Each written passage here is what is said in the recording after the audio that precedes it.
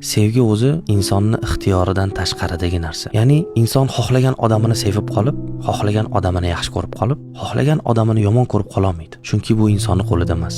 Nima unda insonning qo'lida desa, insonning qo'lida buni boshqarish, buni kontrol qilish. Ba'zan insonga imtihon uchun beriladi sevgi. Ba'zida ne'mat o'laroq beriladi. Sinov uchun berilgan, imtihon uchun berilgan sevgi shunaqa bo'ladiki, siz yaxshi ko'rgan odamingizdan uzoqlashishingiz kerak bo'ladi. Mana shu paytda siz insonligingiz ishga tushishi kerak. Hayvondan farqingiz bo'lishi kerakki, sevgi degan tuyg'ularingizni boshqara olishingiz kerak. Bo'lmasam hayvondan farqingiz qolmaydi. Mukofot uchun ne'mat qilib berilgan sevgi qanaqa bo'ladi desa, bu haqiqiy zo'r narsa. Bu ne'mat uncha-muncha insonlarga berilmaydi. Uncha-muncha insonlarning hayoti sevgi bilan o'tmaydi. Sevgi agar ne'mat qilib berilsa, sizning hayotingizda boshqa insonlarning hayotida yo'q ranglar paydo bo'ladi. Sevgi, muhabbat insonning hayotida bo'lmasa-chi desa, bo'lmasa hech narsa qilmaydi. Chunki inson xohlagan odamini chin ko'ngildan sevib qolib, yaxshi ko'rib qola olmaydi, xohlagan odamidan ko'nglini qaytarib ola olmaydi. Bu insonning ixtiyoridan tashqaridagi narsa. Insonni sevgi ustida qiladigan ish shuki, uni kontrol qilish, uni chegarasini bilish, uni me'yorini chiza olish. Shundagina inson insonlik qilgan bo'ladi. Siz tuyg'ularingizni kontrol qilishingiz ham kerak-da.